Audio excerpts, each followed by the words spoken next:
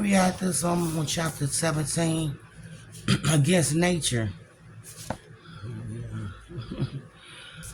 The next morning, I woke on the couch to smell of coffee brewing and a bacon sizzling. I heard Cass cracking eggs over the stove. That sounds good right about now, y'all. I heard Dylan's romancing Durango playing from her phone on the counter.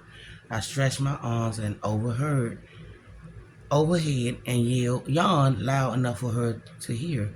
He's risen, she said. I rose, ambled around the corner to the kitchen. Smells damn good in here, I said. I picked up some basics from Rafi's Deli. Got you a fresh 6-pack of Beck, too.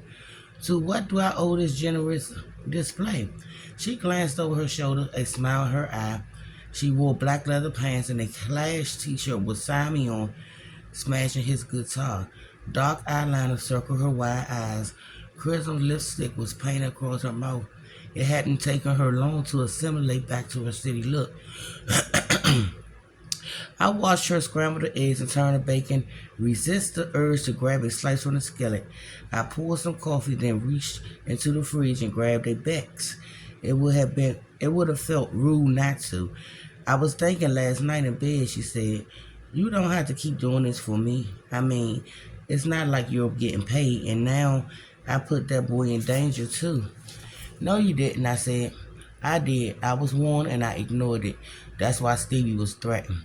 But I set it in motion. I asked for your help, and now Carl is dead and someone put a knife to your throat and they're threatening to hurt a young boy. Who are they, Cass? Who is this Oliver working for? He can't be acting on his own. Who is that older man with him? I don't know. Someone associated with Dr. Lip and his clinic. Victor mentioned that he needed to go down there and investigate.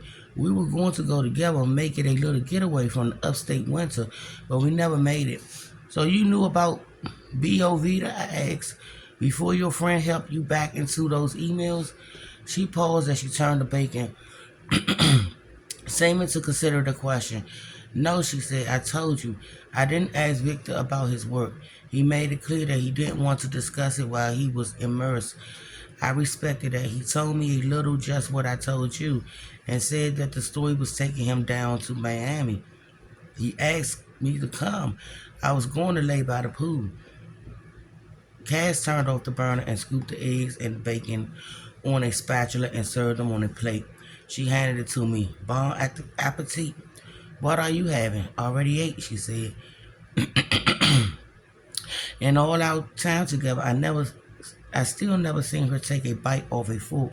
She poured herself a fresh cup of coffee and followed me to the living room. While I devoured her breakfast, she lit a permanent and watched me. So when are we heading down there? I asked between bites. Where? To Miami? Of course. We need to pick up where Victor left off. Duck, are you sure you want to do this? I think maybe you should stop. Why put that boy at further risk? It's clear that you care about him, both the boy and his mother. What's her name again? Juliet. Juliet. She let the name linger between us. I remember Cass' late night text, the way it had shattered our domestic play, the way Juliet saw it in my face. A woman recognized what there was competition, despite any man's best effort. You know, I have no choice, I said.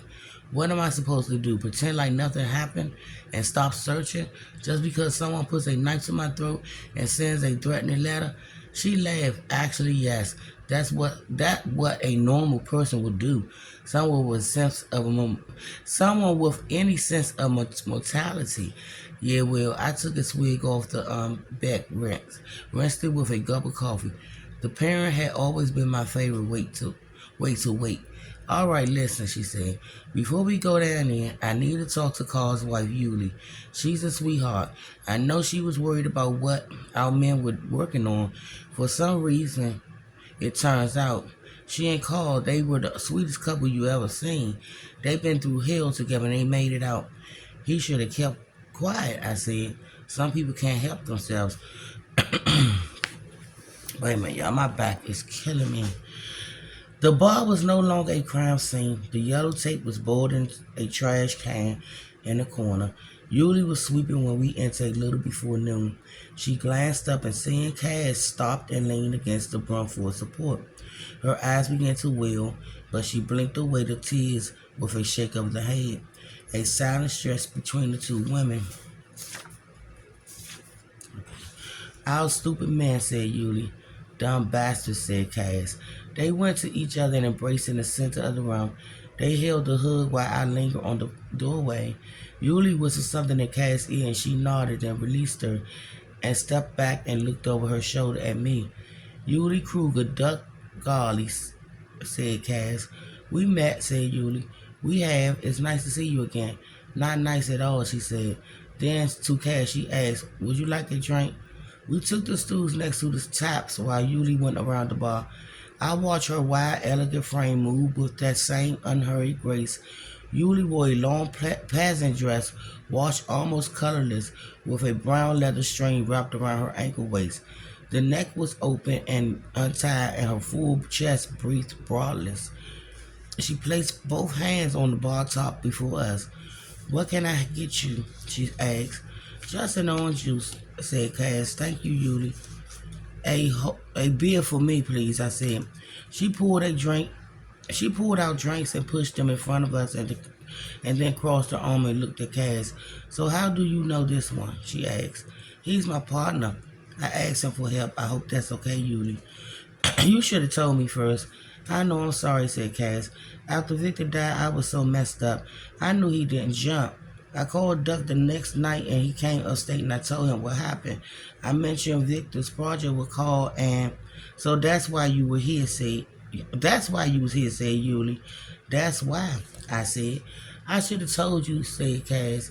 I think he can help us." "How?" asked Yuli. "They are both dead. What is there to do now?" Don't you want to know what happened? Don't you want to catch whoever did this?" Yuli shrugged. "Why?" she asked. "It will not bring them back." "No, it won't," said Cass. "But I need to know. I need to find out who killed them." "Suit yourself," said Yuli. "You really don't want to know?" Yuli turned her back to us and began straightening rows of glasses that did not need straightening. Looking at us through the bar mirror, she said, "If you grew up the way we did, the way Carl and I did, you would have learned that asking too many questions never helps.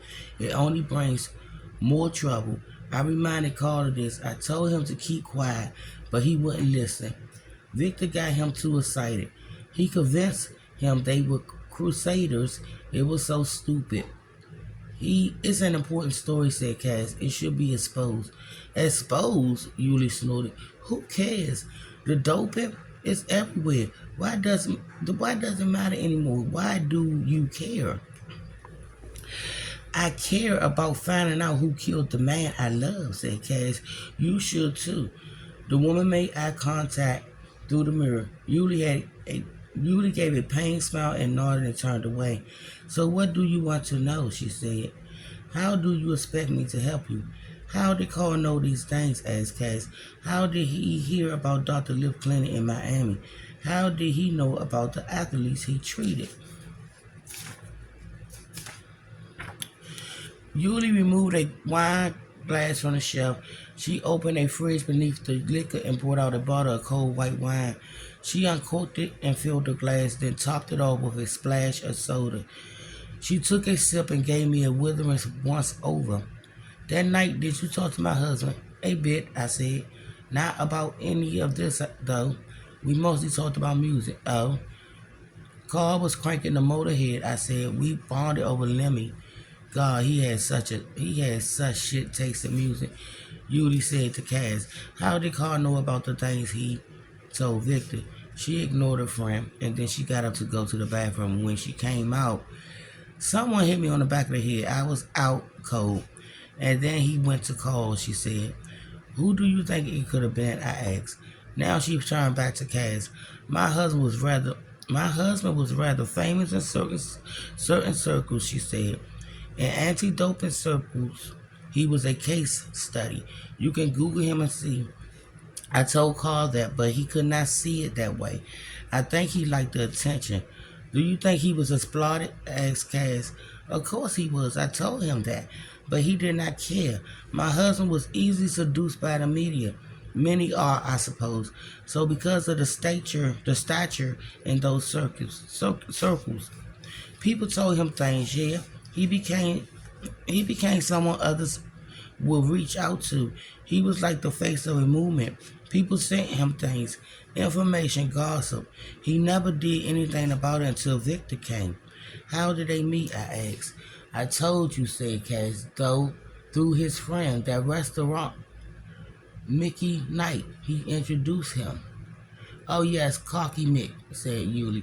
I remember he used to come late after his restaurant closed and do cocaine in the bathroom. Then he would come out and hit on everything that moved. Sounds about right, said Cass. He came to visit us once on the mountaintop. He never stopped sniffing and wiping his nose. He made a pass at me when Victor left the room. Some friend. A prince, said Yulie. But he spent a lot of money here and he was very generous. So we tolerated him. Sometimes Carl would share his drugs, which I hated. So one night on coke, Carl must have started talking. I said, for some, I knew blow could be a sloppy truth serum, and everything of a key pump in the bathroom, and the late night secrets and buried desires would start spilling forth. I suppose, said Yulie, I would never I would leave whenever I noticed Carl doing that. I didn't want to be around it. It led to many fights. Did Victor ever join them? Cass shook her head. No, he wasn't into that. But when Mickey came to visit, he told Victor about his new friend Cole. He told him about his past, the abuse, how those responsible were never punished. He even suggested that Victor write about it. He might want to talk to Mickey, I said to Cass. How close was he to Victor? They grew up together, said Cass. Victor said he was like a brother when they were city kids in the 70s, before his family moved upstate. Victor's parents were typically unreliable artists, high half the time, and Mickey's father was a cop. I think they wanted each other lives. Mickey was a wild kid who wished he had the freedom that Victor had, while Victor longed for more structure and the comfort of rules. They were two sides of the same coin. A fine analyst, Miss Freed, said Yulie. Cass raised her glass of juice, gave her friendly nod. My area of expertise, she said. Analyze the needs of men. Both women looked to me. I drank, avoided their eyes. They let me squirm a moment before Yulie said, the police, they think it was a robbery gone wrong. Did the killers take anything? Asked Cass. Yeah, smashed open the register and took all the cash, a few $100s. Anything else? Also a bottle of vodka, she said. Grey Goose, that's it, that is all. But the way your husband was killed, I said, there was no way a panicking junkie does that. Yulie took a drink of her wine. I watched her chest raise and fall as it runs through her body. She sighed. It could be. You don't know. It could have been a meth head out of control. Maybe he saw the javelin and wanted to play with it. Carl was very protective of it. No one was allowed to touch it. But there was no sign of struggle, right? I asked. Your husband was a big man. I saw him upset. If he wanted to stop the killers from touching that thing, the place would have been a wreck. Not if there was a gun pointed at him, said Cass. Yulie refilled the wine and set it on the shelf next to the register. She leaned back against it and crossed her arm. Why was he upset? She asked. That night you saw him when he came in, he was a mess. Yeah, and then I left and you stayed, just you and my husband. Why was he upset with you? He wasn't. I mean, not really, not for long, I said. Something that set him off. I brought up Victor's death in a clumsy way. The police said there was broken glass at the front of the bar, said Yulie. A few glasses were gone from the shelf. Thrown in my direction, I said, but he calmed down. Jesus, Duck, muttered Cass. Listen, I said, I only spent a short time with your husband, but I liked him. He seemed like an honorable, good man. I never met Victor, but I'm sure I would have liked him too. If he's like my partner here, he must have been okay. I wanted to help. I wanted to find whoever killed them. I know the cops are looking too, but with access to their email, we have a head start. Let me help, okay? Neither woman spoke. They looked at each other in the silence until Yuli shook her head and smiled. Where did you find this one? She asked, so earnest like an eager hunting dog. So y'all will be back with chapter 18. And y'all enjoy y'all day. We don't got that much to go. And yes we do. Bye my reactors.